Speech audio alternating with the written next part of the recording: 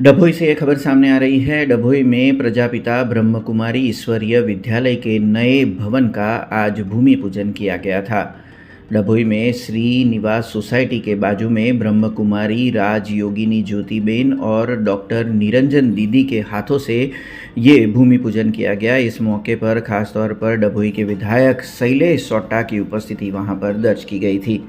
आपको बता दें कि डभोई में बीते कई सालों से ब्रह्मकुमारीज ईश्वरीय विद्यालय सेंटर कार्यरत है, जिसके तहत खासतौर पर बच्चों और युवाओं में योग ज्ञान और धार्मिक प्रवचन के जरिए संस्कारों का सिंचन करने का प्रयास किया जा रहा है। तब राज्य सरकार समेत नगर पालिका की मंजूरी के बाद करीबन 10,000 स्क्वायर फुट जगह पर श्री निवास सोसाइटी के बाजू में नया भवन तैयार किया जाने वाला है, जिसका आज भूमि पूजन किया गया था। इसके ज़रिए जो डभोई के जो लोग हैं और ख़ास तौर पर युवा जो है, उन्हें आध्यात्मिकता की राह पर आगे बढ़ाया जा सके और ख़ास तौर पर योग ज्ञान समेत आध्यात्मिक ज्ञान का प्रचार वहाँ पर हो सके, उस हेतु से ब्रह्मकुमारी ईश्वरीय विद्यालय का नया भवन अब वहाँ पर बनाया जाएगा और उसके बाद उनका ये उद्देश्य सार्थक किया जाएगा।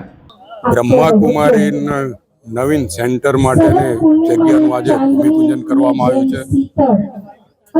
બ્રહ્મકુમારી સંસ્થાની સ્થાપના 1936 માં દાદા લેખરાજ દ્વારા કરવામાં આવી અને 8,500 જેટલા સેન્ટરો સમગ્ર દેશ અને દુનિયામાં કાર્યરત છે।